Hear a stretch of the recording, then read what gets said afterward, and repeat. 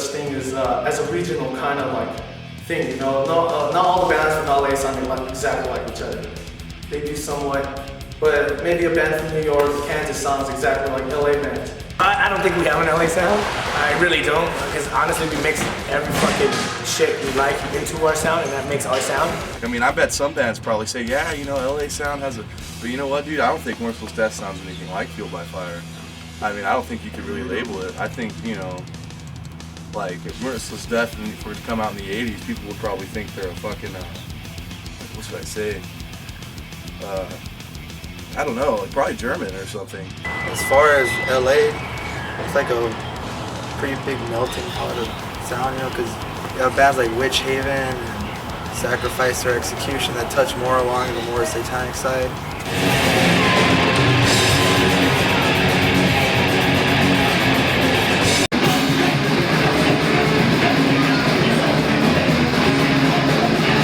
You can definitely notice it in LA and places like that. It's like there's becoming a real saturation of 1,000 bands that all sound identical, and you know that it's cool for a while, but that's the kind of thing where a bubble will burst in a few years and the thrash revival will become that. Remember that thrash revival? You know, that silly fad. The bands on the West Coast are playing that style much more like the way it was played in the 80s. And I think you hear about a lot of bands on the East Coast and the Midwest and the Southeast who are just way more aggressive, a lot more hardcore influence, you know, a lot more grindcore influence.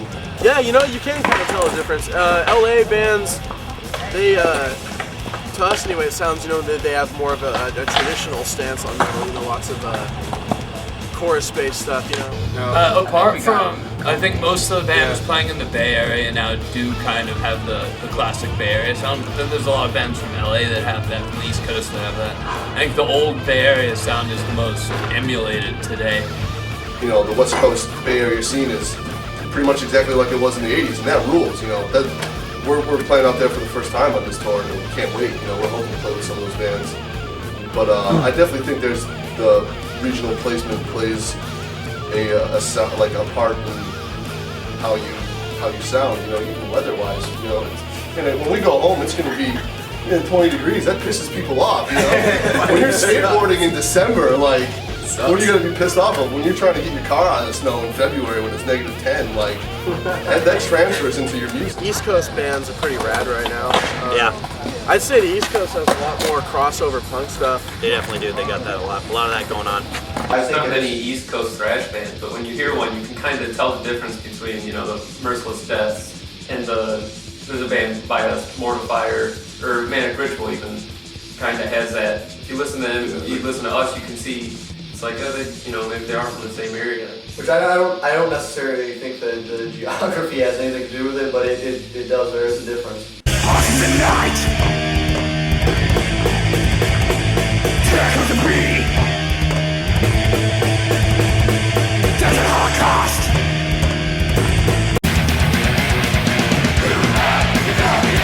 You will pay the final cost, and your head's all life is lost. They're killing everything inside. Victims clearly up there for a fight.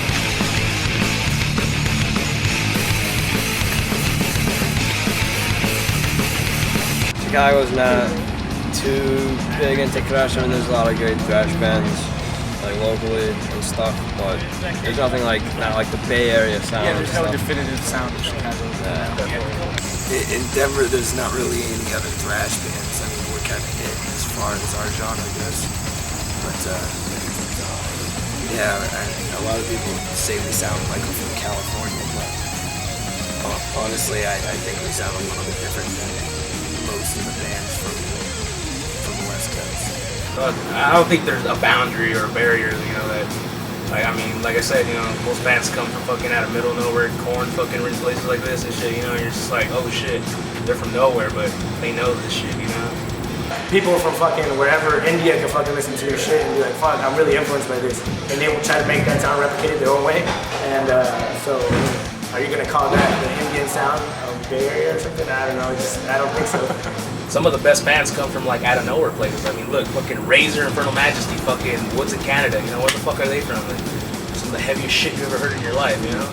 I only know maybe a handful of newer bands really well, but I know there's a sea of new thrash metal bands, and they exist all over the place, and you can, click on a button on your computer and you can hear them. And that's what's breaking down the regions. Like Philly has a good scene, like New York, Boston, like whatever.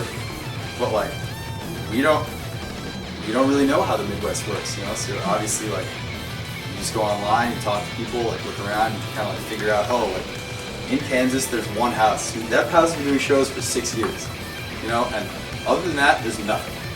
And how would we ever figure that out, like besides the internet? These days, at least, Scenes like that, classically, where a certain scene developed a sound, and there's a lot of bands kind of doing the same things like that because they were all listening to each other and being influenced by each other.